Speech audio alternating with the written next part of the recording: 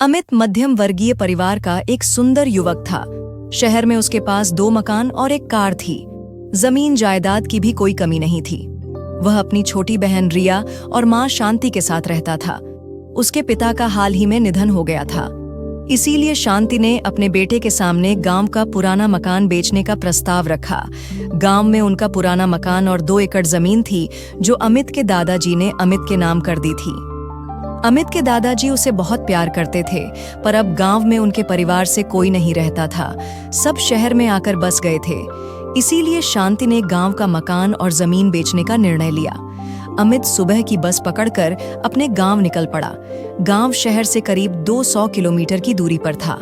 बस रास्ते में रुकते रुकते और नए यात्रियों को लेते हुए आगे बढ़ रही थी।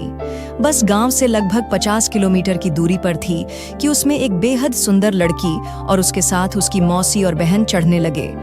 अमित बस में चढ़ते उतरते लोगों को देख रहा था। उसकी नजर उस लड़की पर पड़ी और उसी पर ठहर गई। उसकी प्यारी सी मुस्कान और साधारण ड्रेस में वह बेहद खूबसूरत नजर आ रही थी। एक तेज हवा का झोंका आया और उसके दुपट्टे से उसका चेहरा ढक गया। वह दुपट्टा ठीक करने की बड़ी कोशिश कर रही थी, पर चंचल हवा उसकी दुश्मन बनी हुई थी। अमित को उससे पहली नजर में ही प्यार हो गया। उसे लगने लगा कि उसका वर्षों का इंतजार जैसे खत्म हो गया। जैसे ही उस लड़की ने अपने चेहरे से दुपट्टा हटाया, उसकी नजर अमित पर पड़ी। वह भी अमित को बिना पलक झपकाए टकटकी लगाकर देख रही थी। वह मुस्कुराई और शर्माकर अपनी आंखें फेर लीं। गांव आते ही बस रुकी। लड़की ने अमित को एक नजर देखा और फिर अपनी मौसी और बहन के साथ बस से उतर गई। यह वही गांव था जहां अमित को भी उतरना था। अमित भी बस से उतरा और गांव के कच्चे रास्ते पर चलने लगा। लड़की, उसकी मौसी और बहन आगे चल रहे थे और अमित उनके पीछे पीछे चल रहा था। पीछा करने का उसका कोई इरादा नहीं था, पर सबकी मंजिल एक ही गांव थी। लड़की ने अपनी मौसी से कहा, वह लड़का कब से हमारे पीछे पीछे आ रहा है, पता नहीं कौन है यह अजनबी। लड़की की मौसी रुकी, पीछे देखा और अमित को इशारा करते हुए अपने पास बुलाया और पूछा, कौन हो भाई, पहले तो कभी तुम्हें यहाँ देखा नहीं। अमित उनकी ओर मुस्कुराया और बोला, मौसी, मैं भगवान सिंह का बेटा हूँ। मेरे दादा रामलाल जी का पुराना मकान और थोड़ी जमीन है यहाँ पर। मेरे पापा अब इस दुनिया में नहीं रहे और गांव में भी हमारे परिवार से अब कोई नहीं रहता, तो मैं उस जमीन और मकान को बेचने के लिए शहर से गांव आया हूँ। मौसी खुश हो गई और अमित की पीठ थपथपाकर बोली, तुम तो हमारे पड़ोसी के बेटे हो। उनका घर हमारे घर के बगल में ही है। बहुत छोटे थे तब तुम्हें देखा था, चड्डी पहनकर हमारे सामने घूमा करते थे। अब तो जवान और खूबसूरत हो गए हो, चलो हमारे घर खाना खाकर ही जाना। मौसी की बात सुनकर अमित थोड़ा शर्मा गया और वह 2 लड़कियां मन ही मन में हंसने लगीं। अमित मौसी के साथ गांव की ओर चलने लगा और मौसी की बातें भी शुरू हो गईं, जो पूरे रास्ते चलती रहीं। उन्होंने पूरे गांव की बातें कर डालीं और उनके साथ चल रही उनकी बेटी राधिका और उनकी बहन की बेटी प्रिया का परिचय करवाया। अमित और प्रिया ने एक दूसरे को देखा और दोनों एक दूसरे की ओर देखकर मुस्कुराए। मौसी बातें किए जा रही थीं और अमित और प्रिया छुप छुप कर एक दूसरे को देख रहे थे। इतने में मौसी का घर आ गया। दोपहर का समय था, सब अपने अपने घरों में सो रहे थे। मौसी ने प्रिया को पानी लाने को कहा। प्रिया ने सबको पानी पिलाया और फिर मौसी के कहने पर खाना बनाने चली गई।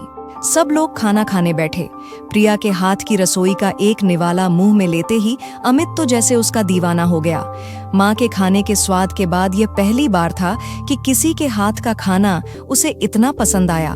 वह खाने की तारीफ कर रहा था और खाना खाए जा रहा था और प्रिया भी बहुत प्यार से खाना परोस रही थी। खाना खाने के बाद मौसी ने अमित को उनके पास ही रुक जाने को कहा। थोड़ी देर में प्रिया के मौसाजी भी आ गए। शाम होते ही मौसाजी अमित को उसके मकान और जमीन के दर्शन करवाने ले गए। अमित ने अपनी माँ को फोन पर बता रखा था कि वह प्रकाश चाचा और किरण मौसी के यहाँ रुक रहा है। उसकी माँ को इस बात से कोई दिक्कत नहीं थी। उन्होंने पहले से ही एजेंट से जमीन और मकान के लिए बात कर रखी थी, इसीलिए जमीन का खरीदार उन्हें मिल गया था, पर घर का अभी तक कोई खरीदार नहीं मिला था। अगले दिन कागजी कार्रवाई करने अमित को जाना था। मौसाजी भी साथ जाने वाले थे। रात को खाना खाने के बाद सब आंगन में बैठकर बातें कर रहे थे। अगल बगल के पड़ोसी भी प्रकाश से मिलने के लिए इकट्ठा हुए और उनसे ढेर सारी बातें की। अमित को यहाँ अपनापन लग रहा था। प्रिया और राधिका ने घर की छत पर गद्दे बिछाए और सब रात को छत पर सोने के लिए चले गए। अमित प्रिया से बातें करने का मौका ढूंढ रहा था, पर उसे वह मिला ही नहीं। आधी रात को जब सब सो रहे थे, तब अचानक अमित की आंख खुली। प्रिया पानी के घड़े के पास खड़ी पानी पी रही थी। पता नहीं क्यों आज उसे भी नींद नहीं आ रही थी। मौसी और मौसा घोड़े बेचकर सो रहे थे और राधिका सोने का नाटक कर रही थी। अमित उठा और प्रिया की तरफ बढ़ने लगा। थोड़ी हिचकिचाहट थी, पर यही मौका था जब वह प्रिया से अपने दिल की बात कह सकता था। वह भली भांति समझ गई थी कि अमित उसे मन ही मन में चाहने लगा है। उसने मन में सोचा कि शायद वह उसे अपने दिल की बात बताने ही आ रहा हो, तो वह पानी पीने का नाटक करते हुए वहीं खड़ी रही। अमित प्रिया के पास पहुंचा और तभी प्रिया ने पानी से भरा हुआ गिलास अमित की तरफ बढ़ाया। अमित ने भी मौका देखते हुए गिलास के साथ साथ उसके हाथ को अपने हाथों से छू लिया। प्रिया के बदन में मानो बिजली सी दौड़ गई। उसने तुरंत ही अपना हाथ पीछे खींच लिया। अमित ने अभी गिलास को ठीक से पकड़ा भी नहीं था, इसलिए वह नीचे गिरने लगा। उसने बड़ी मुश्किल से गिलास को नीचे गिरने से बचाया और फिर धीमी आवाज में बोला, प्रिया, मैं तुमसे प्यार करने लगा हूं। अगर तुम भी मुझे पसंद करती हो तो मैं अपनी माँ से इस बारे में बात करूं? प्रिया ने अमित से नजर मिलाते हुए और मुस्कुराते हुए कहा, मैं भी तुमसे प्यार करने लगी हूं। यह सुनते ही अमित खुशी से झूम उठा और उसने प्रिया का हाथ अपने हाथों में थाम लिया। मन तो उसका प्रिया को अपनी बाहों में लेने का था, पर मौसी और मौसा की मौजूदगी ने उसे ऐसा करने से रोक लिया। दोनों एक दूसरे का हाथ पकड़े काफी देर तक वहीं खड़े रहे। तभी मौसी के खांसने की आवाज आई और उन्होंने वहां किसी को खड़ा देखकर पानी मांगा। प्रिया ने मौसी की आवाज सुनकर तुरंत अपना हाथ पीछे खींच लिया और मौसी को पानी देने चली गई। अमित भी अपनी जगह पर जाकर सो गया। दोनों रात भर एक दूसरे के ख्यालों में खोए रहे। सुबह होते ही राधिका प्रिया को चिढ़ाने लगी। वह छुप छुप कर अमित और प्रिया को देख रही थी। उसे तो प्रिया को चिढ़ाने का बहाना मिल गया। आज अमित को वापस शहर जाना था। वह नहा धोकर तैयार हुआ और मौसा जी के साथ जमीन की कागजी कार्रवाई करने निकल पड़ा। सारा काम निपटाकर वे लोग दोपहर को वापस आए। अमित और मौसा जी ने खाना खाया और थोड़ी देर आराम करने के बाद अमित शहर की तरफ रवाना होने के लिए तैयार हुआ। उसने सबसे विदा ली, पर प्रिया कहीं नजर नहीं आ रही थी। अमित जैसे ही बस स्टेशन के करीब पहुंचने की तैयारी में था, अचानक प्रिया उसके सामने आ गई। प्रिया को देखकर अमित खुशी से उछल पड़ा। दोनों ने काफी देर तक एक दूसरे से प्यार भरी बातें की और जल्द ही फिर से मिलने के वादे के साथ अमित ने उससे विदा लेते हुए उसके माथे को चूम लिया। अमित को दूर जाते देख प्रिया का मन उदास हो गया और वह उसे तब तक देखती रही जब तक वह बस में बैठकर आंखों से ओझल नहीं हो गया। उसकी आंखें भर आईं। उधर अमित की माँ और बहन उसकी राह देख रहे थे। घर पहुंचते ही अमित अपनी माँ के गले लग गया। उसकी आंखों की चमक और चेहरे की खुशी माँ से छुपी नहीं थी। माँ ने मजाक मजाक में ही उससे पूछ लिया, क्या गांव में अपने लिए कोई लड़की पसंद करके आ गया है? अमित के मुंह से निकल गया, माँ, तुम्हें कैसे पता चला? शांति बोल उठी, तुम्हारी माँ हूं। मुझे नहीं पता होगा तुम्हारे दिल की बात, तो कौन जानेगा? बताओ, वह खुशकिस्मत कौन है? अमित ने माँ से कहा, किरण चाची की बहन की बेटी प्रिया। प्रिया का नाम सुनकर शांति का मन थोड़ा कड़वा हुआ, पर उन्होंने अपने मन की बात अमित के सामने जाहिर नहीं की और बोली, ठीक है, पहले हाथ मुंह धो लें, खाना खा लें, हम बाद में इस बारे में बात करेंगे। अमित खाना खाते समय प्रिया के हाथ की तारीफ करता रहा और अपनी माँ से पूछने लगा, माँ, तुम प्रिया से मिलोगी ना? माँ, तुम हमारे रिश्ते की बात करोगी ना? शांति ने अपने भाव छुपाते हुए कहा, हाँ हाँ, पहले तू खाना खा ले और सो जा, कल देखेंगे। खाना खाकर अमित अपने कमरे में चला गया और सो गया। शांति घर का काम निपटाकर सोने चली गई, पर सारी रात उन्हें नींद नहीं आई। अमित और प्रिया के बारे में सोच सोच कर वह करवटें बदलती रहीं। दरअसल शांति अपने बेटे के लिए एक अमीर घराने की बेटी ढूंढ रही थी, जो अपने साथ खूब सारा पैसा लेकर आए। वह जानती थी कि प्रिया एक गरीब परिवार की बेटी है। उसके माता पिता के पास इतने पैसे भी नहीं हैं कि वे उसकी शादी ठीक से करवा सकें। दूसरी तरफ बेटे की खुशी का सवाल था। उन्होंने अमित को इतना खुश पहले कभी नहीं देखा था। आखिरकार जैसे तैसे रात कट गई और सूरज नई सुबह लेकर आ गया। शांति नहा धोकर पूजा पाठ कर रही थी। तभी अमित उठा और नहाने चला गया। शांति ने चाय नाश्ता तैयार किया। अमित चाय पीने जा ही रहा था कि उसने फिर से प्रिया की बात छेड़ दी। शांति ने प्यार से उसे प्रिया से शादी न करने के लिए समझाया, पर अमित जिद पकड़कर बैठ गया और कहने लगा कि अगर वह शादी करेगा तो सिर्फ प्रिया से ही करेगा, वरना नहीं करेगा। आखिरकार शांति को बेटे की जिद के आगे झुकना पड़ा। उन्होंने किरण को फोन लगाया और अमित प्रिया की शादी की बात चलाई। किरण और प्रकाश तो पहले से ही प्रिया और अमित के बारे में सोच रहे थे, पर अमित का खानदान थोड़ा ऊंचा होने के कारण झिझक रहे थे। उन्होंने तुरंत रिश्ते के लिए हाँ कर दी। उन्होंने प्रिया के माता पिता से पूछने की भी देरी नहीं की, क्योंकि वे जानते थे कि प्रिया के लिए अमित से अच्छा रिश्ता मिल ही नहीं सकता था। प्रिया को इस बात का पता चलते ही उसके जैसे पंख निकल आए और वह खुशी से नाचने लगी। 2 दिन बाद अमित, रिया, शांति और उनके रिश्तेदार अमित की सगाई के लिए गांव पहुंचे। घर के लोगों की उपस्थिति में अमित और प्रिया की सगाई की गई। नीले रंग की साड़ी में प्रिया बेहद सुंदर लग रही थी। उसका रूप आज और भी निखर कर आ रहा था। यह शायद अमित के प्यार की वजह से ही था। शांति ने अपनी बहू को थोड़ी सी भेंट सौगात दी। प्रिया के परिवार ने भी उनका बहुत अच्छे से स्वागत किया और बहुत प्यार से खाना खिलाया, पर शांति और उनके कुछ रिश्तेदारों को उसमें थोड़ी बहुत कमियां नजर आ गईं। रिया और शांति अपने रिश्तेदारों के साथ शहर वापस चले गए, पर अमित यहाँ एक दिन के लिए रुक गया। उस दिन अमित और प्रिया ने बहुत सारा वक्त एक दूसरे के साथ बिताया, ढेर सारी बातें की। अगले दिन अमित ने शहर जाते समय प्रिया को प्यारी सी सोने की बालियां दी। प्रिया के कहने पर अमित ने अपने हाथों से वह बालियां उसे पहनाई। उस समय घर में कोई मौजूद नहीं था, सब बाहर आंगन में थे। तो अमित ने प्रिया को अपनी बाहों में ले लिया और उसे गले से लगा लिया। तभी रिया वहां आ टपकी और शर्माकर उसने अपने हाथ अपनी आंखों पर रख लिए और दोनों को चिढ़ाने लगी। तभी बाकी लोग भी घर में आ गए और रिया चुप हो गई। जाते समय अमित ने रिया को भी गिफ्ट में परफ्यूम की बोतल दी और सबसे विदा लेकर शहर के लिए निकल गया। अमित और प्रिया हर रोज फोन पर घंटों बातें करते। अमित को जब भी छुट्टी मिलती वह प्रिया से मिलने गांव आ जाता। ऐसे ही 1 महीना बीत गया।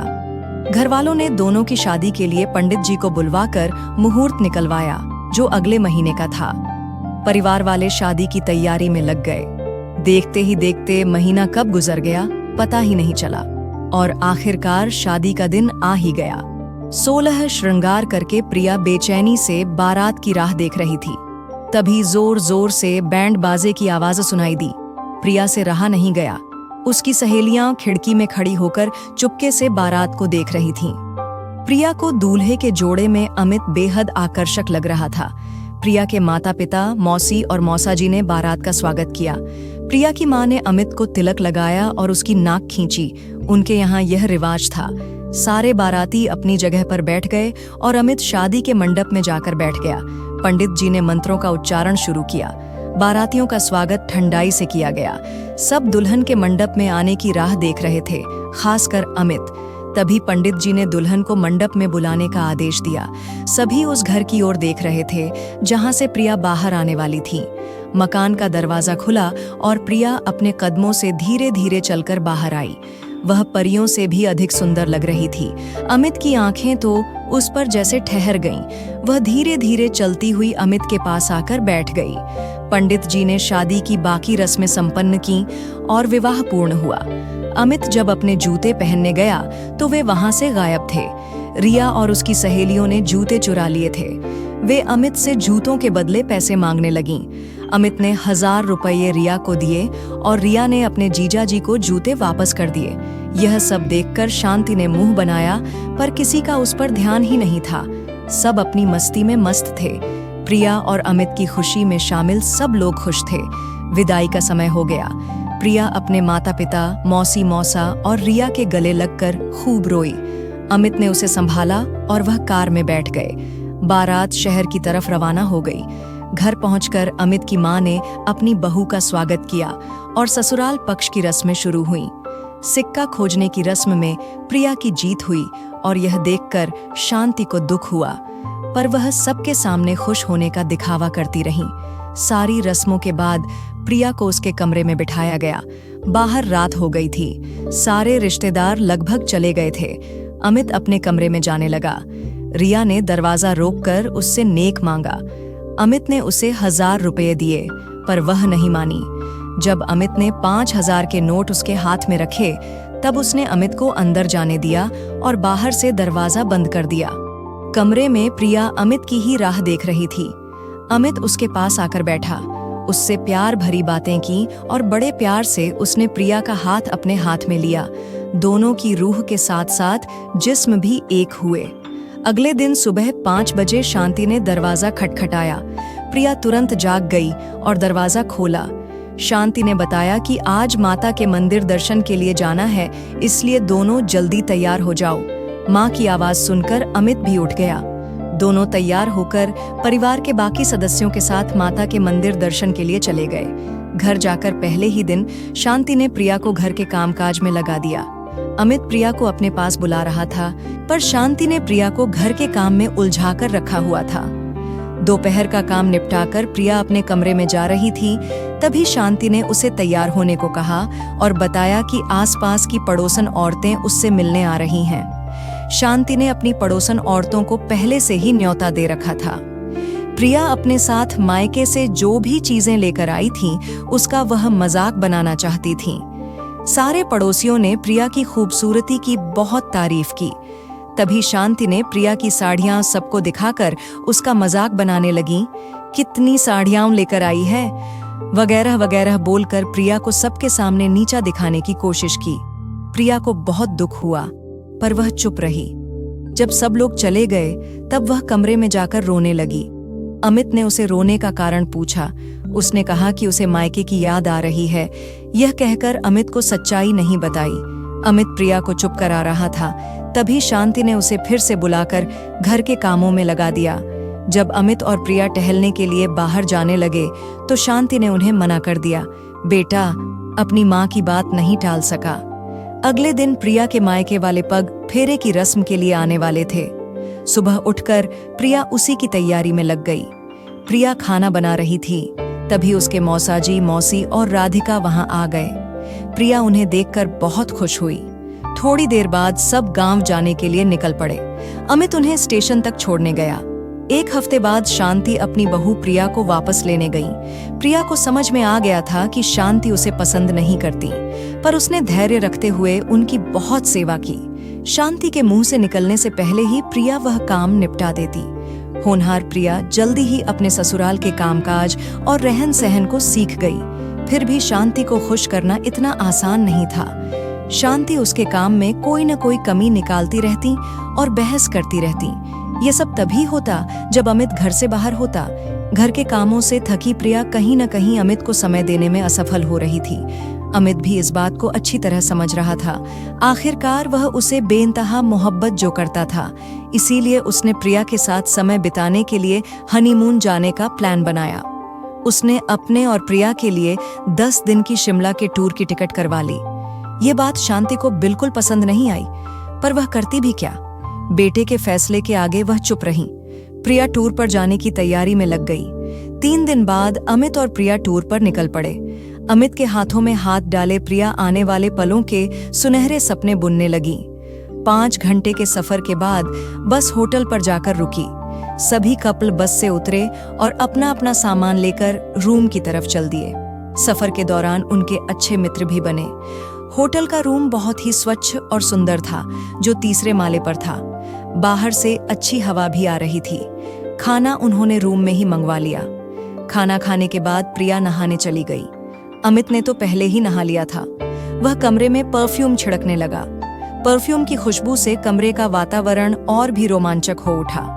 नहाने के बाद प्रिया ने तौलिया मांगा, तो अमित ने तौलिए के साथ प्रिया के लिए जो नाइट सूट खरीदा था वह भी थमा दिया। छोटे कपड़े देखकर प्रिया पहले तो शर्माई, पर आज के दिन का तो वह कब से इंतजार कर रही थी जब अमित और वह अकेले हों। उसने वे कपड़े पहने और बाहर आई। प्रिया को देखकर अमित के दिल में बिजली दौड़ गई। उसने प्रिया को अपनी बाहों में भर लिया और दोनों प्यार के सागर में डूब गए। देखते ही देखते 10 दिन कैसे गुजर गए उन्हें पता ही नहीं चला। वे अपने जीवन की खूबसूरत यादों को समेटे हुए घर की तरफ चल पड़े। शांति का व्यवहार प्रिया के प्रति नहीं बदला, पर प्रिया अब और भी अच्छी तरह से ढल गई थी। कुछ दिनों बाद अमित को कंपनी के काम से 1 महीने के लिए विदेश जाना पड़ा। प्रिया को पता था कि उसकी मुश्किलें और बढ़ जाएंगी। अमित के रहते शांति उसे ज्यादा परेशान नहीं करती थी, पर अब तो उन्हें खुला मैदान मिल जाएगा। अमित के जाते ही शांति ने प्रिया को और ज्यादा परेशान करना शुरू कर दिया। वह बात बात पर उसे डांटती, उसके छोटे छोटे कामों में कमियां निकालती। रिया भी अपनी भाभी को कोई ना कोई काम बताती रहती, उसे आराम से बैठने नहीं देती। माँ और बेटी दोनों प्रिया को ताने मारते रहते। अकेली पड़ गई प्रिया अपने कमरे में जाकर रो देती। उसकी मुश्किलें और बढ़ गईं जब शांति की बहन सुनीता उनके यहाँ रहने आई। सुनीता ने शांति को खूब उकसाया। वह कहने लगी, यह कैसी गरीब घर से बहू लेकर आ गई, ना तो इसमें कपड़े पहनने का सलीका है और ना ही बोलने का, एकदम देहाती लगती है। इससे अच्छा तो तुम मेरी बताई हुई लड़की से अपने बेटे की शादी करवाती। पता है, उसके पिता उसके ससुराल वालों को बंगला गाड़ी देने वाले हैं और 100 तोला सोना भी। सुनीता की बातें सुनकर शांति का लालच और भी बढ़ गया। जैसे जैसे सुनीता उसे उकसाती गई, प्रिया पर अत्याचार और बढ़ते गए। प्रिया अपने प्यार अमित के लिए चुपचाप सब कुछ सहन कर रही थी। उसने अमित को भी इस बारे में कुछ नहीं बताया। एक दिन सुनीता शांति के कानों में खुसर फुसर कर रही थी। प्रिया को डर लग रहा था कि वे लोग उसके साथ कुछ गलत न कर दें। वह शांति के मुंह से टपकता लालच देख रही थी, पर उसने इस बात को मन का वहम समझकर टाल दिया। उस रात हमेशा की तरह सबके खाना खाने के बाद प्रिया खाना खाने बैठी। तभी शांति ने आवाज लगाई, बहू, मेरे लिए 1 गिलास पानी तो लेकर आ, बड़ी प्यास लगी है। प्रिया शांति के लिए पानी लेकर गई। तभी सुनीता ने उसके खाने में जहर मिला दिया। भोली प्रिया को जरा सा भी पता नहीं चला कि उसके खाने में जहर मिलाया गया है। वह जैसे ही खाना खाने जा रही थी, तभी फोन की घंटी बजी। प्रिया ने अपना फोन उठाया तो सामने अमित था। आज अमित ने थोड़ा जल्दी फोन कर दिया था। रोज तो वह देर से फोन करता था। अमित ने प्रिया का हालचाल पूछा और बोला, पता नहीं क्यों आज मेरे मन में अजीब सी बेचैनी है। वहां पर सब कुछ ठीक तो है ना? प्रिया बोली, हाँ, यहाँ पर तो सब ठीक है, पर तुम ऐसा क्यों कह रहे हो? अमित बोला, कुछ नहीं, बस ऐसे ही। दोनों प्यार भरी बातें कर रहे थे। तभी शांति बोली, बहू, जल्दी खाना खा लो, कितनी देर लगाओगी? ना जाने दिन भर फोन पर किससे बातें करती रहती हो। प्रिया ने अमित से कहा, अच्छा, बाद में बात करती हूँ। यह कहकर उसने फोन काट दिया और खाना खाने चली गई। खाना खाकर उसने घर का सारा काम खत्म किया। तभी उसकी तबीयत अचानक बिगड़ने लगी। उसे उल्टियां होने लगीं। उसने शांति को बताया और डॉक्टर को बुलाने को कहा, पर शांति ने उसकी बातों पर ध्यान नहीं दिया। वह अमित को फोन लगाने जा रही थी, पर उसे अपना फोन कहीं नहीं मिला, क्योंकि वह पहले से ही रिया ने कहीं छुपा दिया था। थोड़ी देर में प्रिया की तबीयत और बिगड़ गई और उसने अपने प्राण त्याग दिए। लालची शांति को जरा सा भी एहसास नहीं था कि उन्होंने क्या अपराध कर डाला। लालच उन पर इतना हावी हो गया था। तीनों ने मिलकर प्रिया को एक बड़े बैग में डाला और शहर से दूर सुनसान जगह पर जाकर दफना दिया। उसका फोन भी स्विच ऑफ करके वहीं दफना दिया और वापस आकर सो गए, जैसे कुछ हुआ ही ना हो। अगले दिन सुबह करीब 9 बजे प्रिया के फोन पर अमित ने कॉल किया, पर उसका फोन स्विच ऑफ आ रहा था। इसीलिए अमित ने उसकी माँ को फोन लगाया। शांति ने घबराते हुए फोन उठाया और बड़ी हिम्मत करके अपने बेटे से बात की।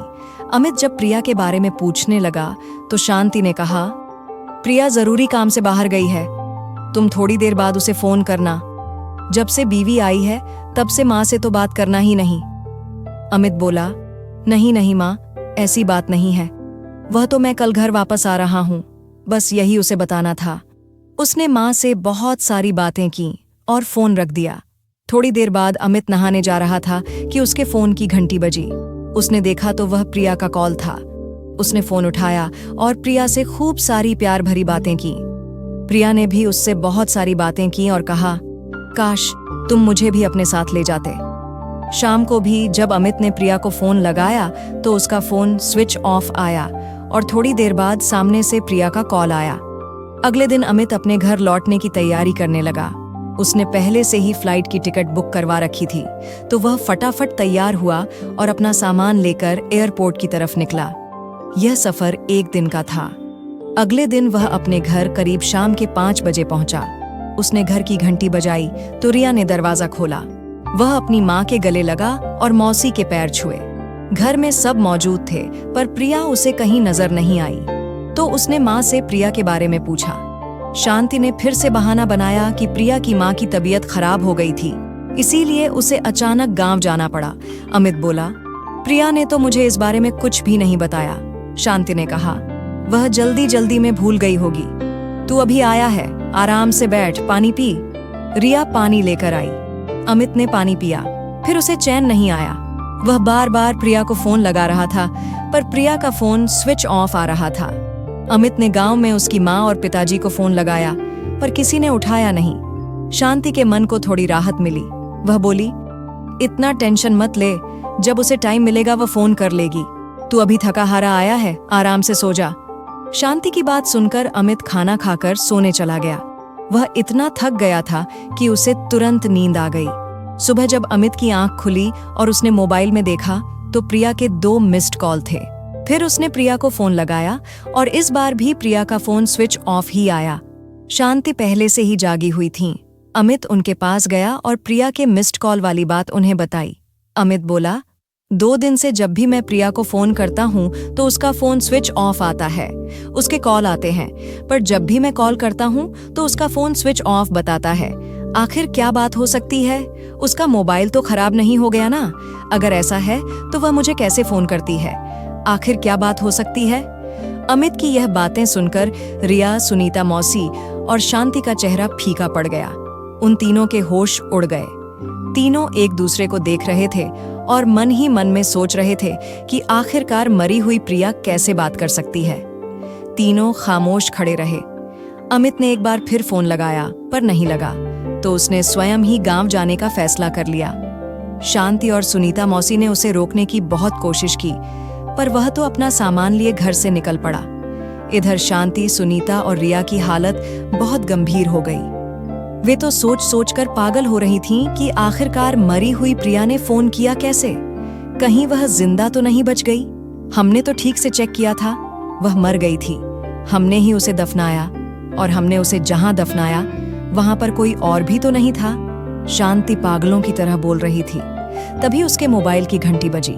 शांति ने देखा तो मोबाइल में प्रिया के उसी फोन का नंबर दिखाई दिया जो उन्होंने उसकी लाश के साथ दफनाया था। शांति तो बेहोश हो गई। सुनीता ने उन्हें पकड़कर सोफे पर लिटाया। रिया दौड़कर पानी का गिलास लेकर आई और शांति पर पानी छिड़कने लगी। शांति होश में आई। फोन की घंटी अभी भी बज रही थी। शांति ने हिम्मत करके फोन उठाया तो सामने से प्रिया की आवाज आई। वह बोली, माँ जी, मेरा क्या कसूर था? प्रिया की आवाज सुनकर वह फिर से बेहोश हो गई। सुनीता मौसी ने फोन उठाया और अपने कानों से लगाया। सामने से बोली, प्रिया, मौसी जी, आपने मुझे क्यों मार दिया? आखिर मेरा क्या कसूर था? प्रिया की आवाज सुनते ही सुनीता डर गईं। उन्होंने फोन को जमीन पर फेंक दिया। शांति अभी तक बेहोश थीं। फोन में फिर से घंटी बजने लगी। सुनीता और रिया ने एक दूसरे की तरफ देखा। रिया आगे बढ़ी और फोन में देखा तो प्रिया का ही नंबर उसे दिखाई दिया। उसने हिम्मत करके फोन उठाया तो सामने से प्रिया की आवाज आई, तुम तो मेरी बहन जैसी थी, तुमने भी मुझे क्यों नहीं बचाया और इनका साथ दिया? रिया डर गई। उसने फोन को स्विच ऑफ कर दिया। शांति को धीरे धीरे होश आया। सब डर गए थे और एक दूसरे की तरफ देख रहे थे। रिया बोली, प्रिया, भाभी की रूह भटक रही है, वह हम सबको मार डालेगी, वह हम सब से बदला लेने आई है। शांति और सुनीता मौसी ने भी हामी भरी और अपनी इस मुसीबत का समाधान ढूंढने में लग गईं। उधर अमित प्रिया के गांव पहुंचा। प्रिया के माता पिता को वहां सही सलामत देखकर उसे बहुत खुशी हुई। उसने उनसे प्रिया के बारे में पूछा। प्रिया के माँ बाप ने उसे बताया कि उन्होंने 1 हफ्ते से प्रिया से बात ही नहीं की। अमित बोल उठा, आप तो बीमार थीं और इसीलिए वह यहाँ आई थी। प्रिया के पिताजी बोले, नहीं, उसकी माँ तो बिल्कुल ठीक है और प्रिया भी हमसे मिलने यहाँ नहीं आई। हमने 1 महीने से अपनी बेटी का चेहरा भी नहीं देखा और ना ही 1 हफ्ते से उससे कोई बात की। जब भी फोन लगाते वह काम में व्यस्त होती और 2-3 दिन से तो उसका फोन स्विच ऑफ ही बता रहा है। हमने शांति को फोन किया पर उन्होंने भी हमसे ठीक से बात नहीं की।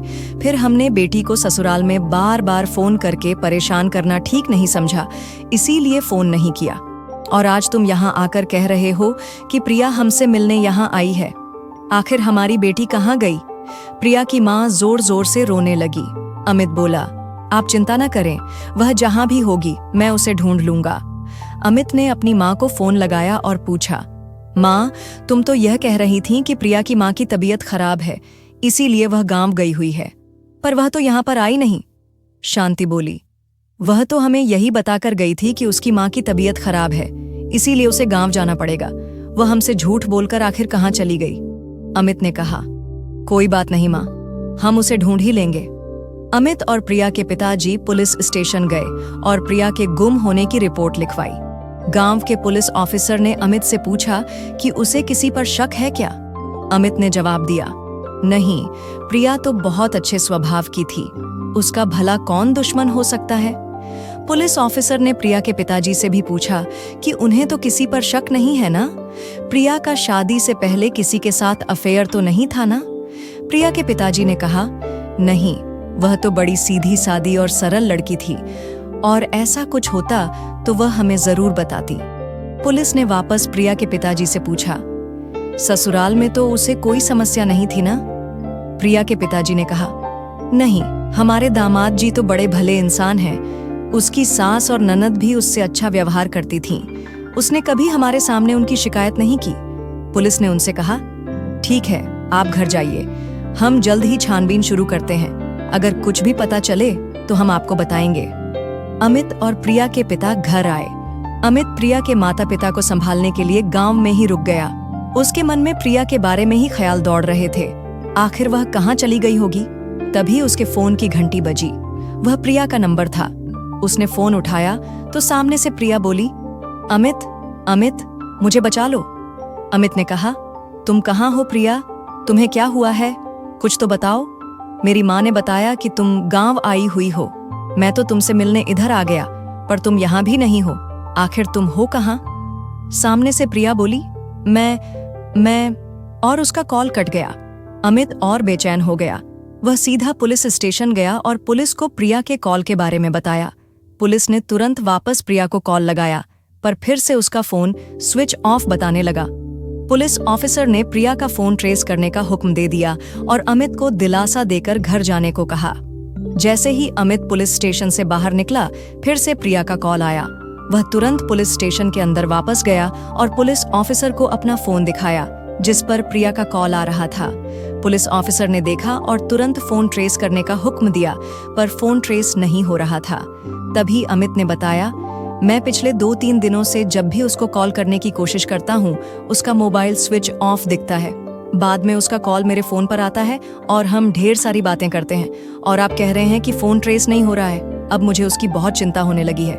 प्लीज आप जल्दी कुछ कीजिए। पुलिस ऑफिसर बोला, आप चिंता मत कीजिए, हम जल्दी उन्हें ढूंढ लेंगे। तभी अमित के मोबाइल पर उसके पड़ोसी का फोन आया। वह बताता है, अमित, तुम्हारे घर से अजीब अजीब आवाजें आ रही हैं। अमित यह बात पुलिस को बताता है। पुलिस ऑफिसर शहर की पुलिस को अमित के घर जाकर छानबीन करने को कहते हैं। शहर की पुलिस ने अमित के घर जाकर दरवाजा खटखटाया तो किसी ने दरवाजा नहीं खोला और अंदर से अजीब अजीब सी आवाज आ रही थी। अमित, प्रिया के माता पिता और गांव के पुलिस ऑफिसर भी शहर के लिए रवाना हो गए थे।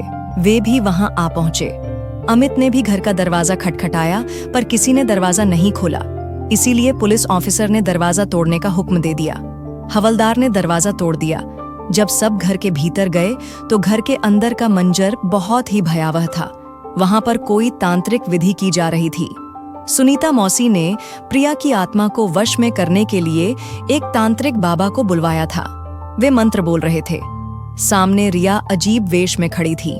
उसके बाल बिखरे हुए थे, उसकी आंखें ऊपर चढ़ गई थीं। वह बहुत ही डरावनी दिख रही थी। हवलदार ने तांत्रिक बाबा को पकड़ लिया। पुलिस ऑफिसर ने जब पूछा कि यह क्या चल रहा है, तो सुनीता मौसी ने जवाब दिया, प्रिया की आत्मा ने रिया को अपने वश में कर लिया है। अमित बोला, मौसी, यह क्या कह रही हो? प्रिया की आत्मा? पर मेरी प्रिया तो जिंदा है। वह मुझे रोज कॉल किया करती है और आप कह रहे हो कि रिया में प्रिया की आत्मा है। अमित रिया के सामने जाकर उसे दोनों हाथों से पकड़कर बोलने लगा, प्रिया, ये मौसी क्या कह रही हैं? रिया के अंदर तुम्हारी आत्मा है? तभी रिया बेहोश होकर नीचे गिर पड़ी। उसके शरीर में से प्रिया की आत्मा बाहर आई। यह देखकर तांत्रिक, इंस्पेक्टर और प्रिया के माता पिता की आंखें खुली की खुली रह गईं। सबको यकीन ही नहीं हो रहा था कि सामने प्रिया की आत्मा खड़ी है। प्रिया के माता पिता उसे देखकर रोने लगे। अमित भी अपने शरीर को संभाल नहीं सका और वहीं बैठ गया। प्रिया की आत्मा बोली, माँ, पिताजी, इन लोगों ने मुझे मार दिया। प्रिया की माँ बेटी बेटी बोलकर प्रिया को गले लगाने गई, पर वह उसे गले नहीं लगा सकी। प्रिया की आत्मा अमित के सामने आई और बोली, मैं कब से तुम्हारा ही इंतजार कर रही थी। मैं माँ की असलियत तुम्हें बताना चाहती थी। माँ सदा मेरे साथ बुरा व्यवहार करती रही। जब तुम घर आते तो वह अच्छे से पेश आती और तुम्हारे बाहर जाते ही मुझे कभी कभी मारती भी थी। रिया भी मुझे बहुत तंग करती थी। दोनों मुझे दहेज के लिए परेशान किया करते थे, ताने देते रहते थे, पर मैंने तुम्हें या मेरे माता पिता को इस बारे में कुछ भी नहीं बताया। जब तुम यहाँ नहीं थे तो सुनीता मौसी यहाँ रहने आई और उन्होंने माँ के लालच को और भड़काया। उन्होंने मेरे खाने में जहर मिलाकर मुझे मार दिया और सुनसान जगह पर ले जाकर मेरी लाश को दफना दिया।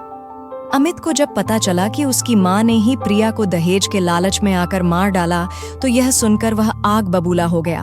वह अपनी माँ पर चिल्लाने लगा। पुलिस ने उसे रोक लिया।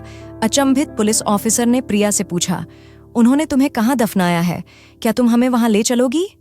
प्रिया की आत्मा ने सिर हिलाते हुए हामी भरी और सबको उस जगह पर ले गई जहां उसे दफनाया गया था। वहां गड्ढा खोदा गया तो वहां से एक औरत की लाश बरामद हुई और एक बंद मोबाइल भी मिला। पोस्टमार्टम में पता चला कि वह प्रिया की ही लाश थी। रिया, शांति और सुनीता को गिरफ्तार कर लिया गया। तब जाकर प्रिया की आत्मा को शांति मिली और उसे मुक्ति मिली। प्रिया अब इस दुनिया में नहीं रही और उसकी माँ ने ही उसे मार डाला था। यह बात अमित बर्दाश्त नहीं कर सका और वह मानसिक रूप से बीमार हो गया। प्रिया, प्रिया बोलते बोलते वह इधर उधर भटकता रहा। उसे किसी बात की भी सुध बुद्ध नहीं रही। एक दिन प्रिया को बेइंतहा मोहब्बत करने वाले अमित ने ट्रेन के नीचे कूदकर अपनी जान दे दी। शांति को इस बात का समाचार दिया गया कि उनका बेटा भी अब इस दुनिया में नहीं रहा, तो उनका रो रोकर बुरा हाल हो गया। अब उन्हें अपने की पर पछतावा हुआ, पर क्या फायदा? उन्होंने अपने ही हाथों से अपना हंसता खेलता परिवार उजाड़ दिया था और सब कुछ गंवा दिया था। पैसों के लालची और दहेज के भूखे लोग खुद ही अपनी बर्बादी का कारण बनते हैं। दहेज बेटे की खुशियों से बढ़कर तो नहीं होता, फिर क्यों? आशा करती हूँ आपको हमारी कहानी अच्छी लगी होगी। अगर आपको हमारी कहानी अच्छी लगी तो वीडियो को लाइक और शेयर करें, चैनल को सब्सक्राइब करें। वीडियो देखने के लिए आपका धन्यवाद।